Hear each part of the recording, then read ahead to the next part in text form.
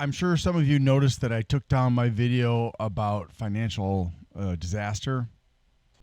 There are specific reasons I did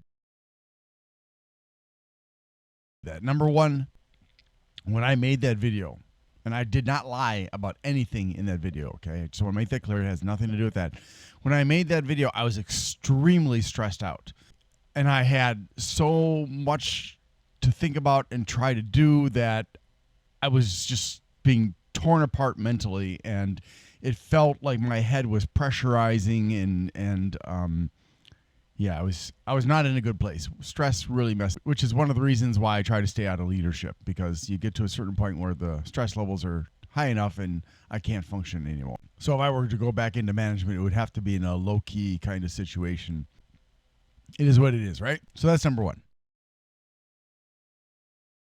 And then somebody pointed out to me, hey, you probably shouldn't have this video up. It's probably better to go a different route. And even though I didn't do anything illegal, I didn't lie, everything I said was factual, I understood what the person meant. And I thought about it for a little while, and I was like, yeah, that's the best decision to make. Number two, I made mention of my employer by name, and it's a really long story. I'm not going to go into it at this time on the advice of legal counsel. Number three, I finished my taxes and applying for food stamps from the state. So that's done. Now, I don't expect to see anything in the month of May, which is where we are at right now. This is May the 2nd. I don't expect to see any taxes being paid out this month, and if they are paid out this month, it's going to be late in the month. I don't know when or if the workers' comp case will pay me any money, or the Amazon accommodations team will pay me any money, because they're both kind of dragging their feet. And it seems like the doctor's office is also dragging their feet. So that doesn't help.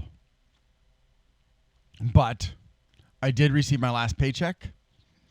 So I'm a little bit better now. I saw a really good sale on Newegg for some products that really, really marked down heavily. And I was like, ugh, I can't get them, which is very frustrating, because some of these products normally sell for a lot, and I could have gotten them for a fraction. Granted, 2 of the 3 were from a brand that drastically overpriced themselves. A company called Sama.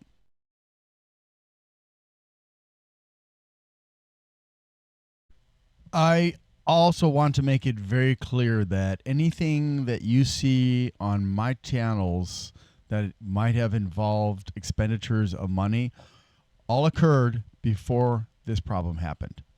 I am not purchasing anything. It's very tempting, especially when I see an amazing deal on something, but I am not going to risk losing my home because I saw a great deal. So every review, everything you see on my channel either was recorded prior to the event happening or was recorded after, but all in either event, all of the stock is from before I was notified last Saturday that I was on forced medical leave of absence. Since I got the taxes done and I got the submission in for food stamps, I'm a little bit more relaxed right now, but I still have other things that I have to do. And all the stuff that I have to do, both the things for YouTube and other stuff, take up a lot of my time. Financially, yes, I'm still on that kind of precipice, that cliff, that if things don't work out the right way, if I'm not super careful, I could fall off that cliff and then run the risk of eviction. And then, because of the way the credit system works in America, make one mistake and suddenly they're dinging me. The point is that I am working to try to find resolution.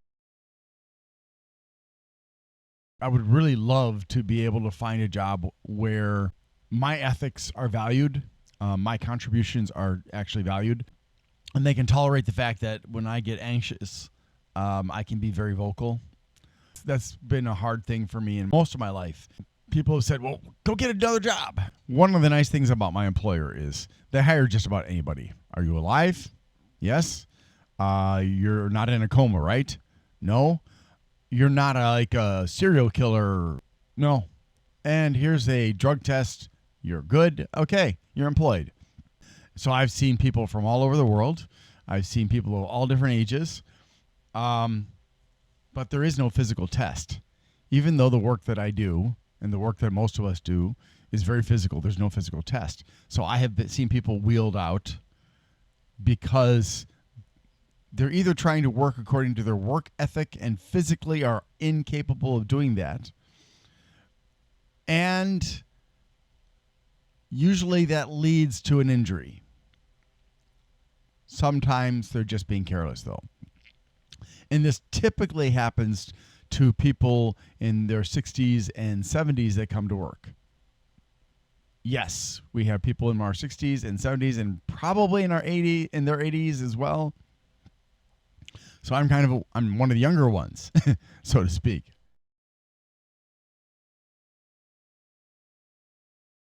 I realize I've gone for too long, so I'll put chapters in here to make it easier for people who want to see the whole thing or are looking for specific aspects of what I'm talking about.